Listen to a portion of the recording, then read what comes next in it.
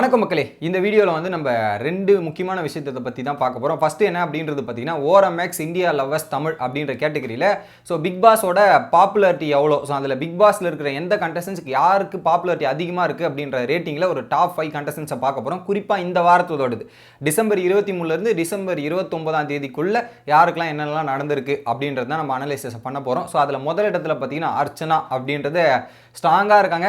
இது ஒரு வாட்டியில் கடந்த ஒரு 4 வாரமோ 3 வாரமோ அர்ச்சனா வந்து அந்த ஃபஸ்ட்டு பொசிஷனை ஸ்ட்ராங்காக ஹோல்டு போட்டு அந்த சீட்டு போட்டு உட்காந்துட்டாங்க அப்படின்றது. ஃபார் எக்ஸாம்பிள் அர்ச்சனாவை ரோஸ் பண்ணார்ல கமல் சார், அன்னையிலிருந்தே அர்ச்சனா தான் ட்ரெண்டில் இருக்காங்க அப்படின்றது கிளியராக தெரியுது. பிளாஸ்ட் இந்த அளவுக்கு அர்ச்சனா வந்து அந்த அளவுக்கு பெருசாக தெரிகிற அளவுக்கு ஒரு ஸ்க்ரீன் பேஸ் இல்லைனாலும் அர்ச்சனாவோட ட்ரெண்ட் அப்படியே மெயின்டைன் பண்ணிட்டு இருக்காங்கன்னு தெரியுது. இதை பார்த்தீங்கன்னா எந்த இடத்துல போயிட்டு நீங்கள் எந்த ஒரு போல் போட்டாலுமே அர்ச்சனா தான் லீடிங்கில் இருக்காங்க அப்படின்றது நம்ம மறுக்க முடியாத உண்மையாயிருச்சு. ரெண்டாவது இடத்துல விசித்ரா மேம். விசித்ரா மேமுக்கு ஓரளவுக்கு ஃபேன் பேஸ் இருக்குது அப்படின்றத நம்ம அக்செப்ட் பண்ணிக்கணும். அந்த அளவுக்கு பார்த்தீங்கன்னா இந்த ஏஜில் இவ்வளோ தூரம் வர்றதே ஒரு மிகப்பெரிய விஷயம். அதுக்கு ஒரு ஆட்ஸ் ஆஃபே சொல்லிடலாம். பட் விசித்ரா மேம் இந்த டாஸ்க்லாம் இதெல்லாம் வந்து அவங்களால முடிஞ்ச எஃபெக்ட் போட்டு இவ்வளோ தூரம் பண்ணியிருக்காங்க. அது ஒரு நல்ல விஷயம். பட் இப்போ வெள்ளி சனி ஞாயிறு இந்த 3 நாள் வந்து அவங்களுக்கு கொஞ்சம் பேக் ஃபயர் ஆகிருக்கும். பட் இதனோட வெளிப்பாடு அடுத்த வாரம் ரிஃப்ளெக்ட் ஆகும் அப்படின்றது நான் எதிர்பார்க்குறேன். பட் கொஞ்சம் பேக் ஃபயர் ஆகிருக்கு விசித்ரா மேமுக்கு அப்படின்றது மட்டும் கிளியராக பார்க்க முடிச்சுது. அடுத்தது 3வது இடத்துல பார்த்தீங்கன்னா விஷ்ணு விஜய்.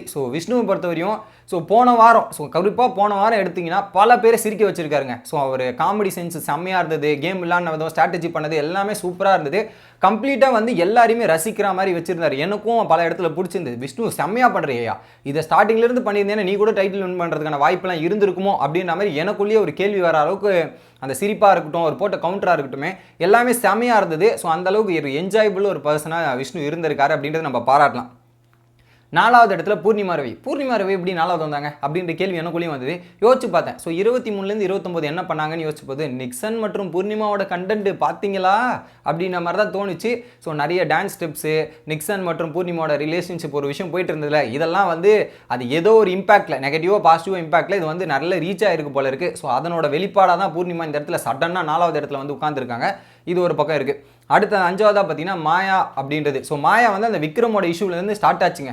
விக்ரமோட இஷ்யூலேருந்து ஸ்டார்ட் ஆகிட்டு அதுக்கப்புறம் அவங்க பண்ண ஒரு சில விஷயங்கள், அந்த நாமினேஷன் இதெல்லாம் ஒரு பக்கம் வேறு மாதிரி போயிட்டு இருந்தது. அதுக்கப்புறம் பார்த்தீங்கன்னா கேமில் வந்து சில விஷயங்கள் அவங்க ஃபோக்கஸ் பண்ணுறன்ற பேரில் ஓரளவுக்கு விளையாடிட்டு இருந்தாங்க. அந்த வகையில் பார்த்தீங்கன்னா மாயா போன வாரமும் அந்த லிஸ்ட்டில் இருந்தாங்க, 4வது இடத்துல இருந்தாங்க. இப்போ ஒரு 5வது இடத்துக்கு போயிருக்காங்கன்னா கொஞ்சம் டிக்ரிமெண்ட் ஆகிருக்காங்க அப்படின்றது பார்க்க முடியுது. இந்த வாரத்தோட நிலைமை இதில் கண்டினியூஸாக 3 வாரம் அர்ச்சனா சஸ்டெயின் பண்ணியிருக்காங்க. இன்னும் 2 வாரம் தான் இருக்குது. யார் இருக்க போகிறா அப்படின்றத வெயிட் பண்ணி பார்க்கலாம். இது மொதல் விஷயம். சரி, ரெண்டாவது விஷயம் என்ன அப்படின்றது பார்த்தீங்கன்னா, இன்னைக்கு எபிசோடில் என்னென்ன விஷயங்கள்லாம் நடக்க போகுது அப்படின்றது பார்த்தீங்கன்னா மெயினாக ஒரு 4 விஷயங்கள் தான் கேள்விப்பட்டேன். மொதல் விஷயம் என்னென்னு பார்த்தீங்கன்னா, அந்த நியூ இயர் வந்தவொடனே நியூ இயர் விஷ் பண்ணிவிட்டு அதுக்கப்புறம் நியூ இயர் ரிசல்யூஷனுக்கு போயிட்டு எல்லாரும் அந்த ரிசல்யூஷனை பற்றி சொல்லுவாங்க. அதில் சில பேர் ஃபாலோ பண்ணுவாங்க, சில பேர் ஃபாலோ பண்ண மாட்டாங்க. நம்ம கூட தான் எடுக்கிறோம், அதெல்லாம் ஃபாலோ பண்ணிடுமா அப்படிலாம் இல்லைல்ல, அந்த மாதிரி ஒரு விஷயம்.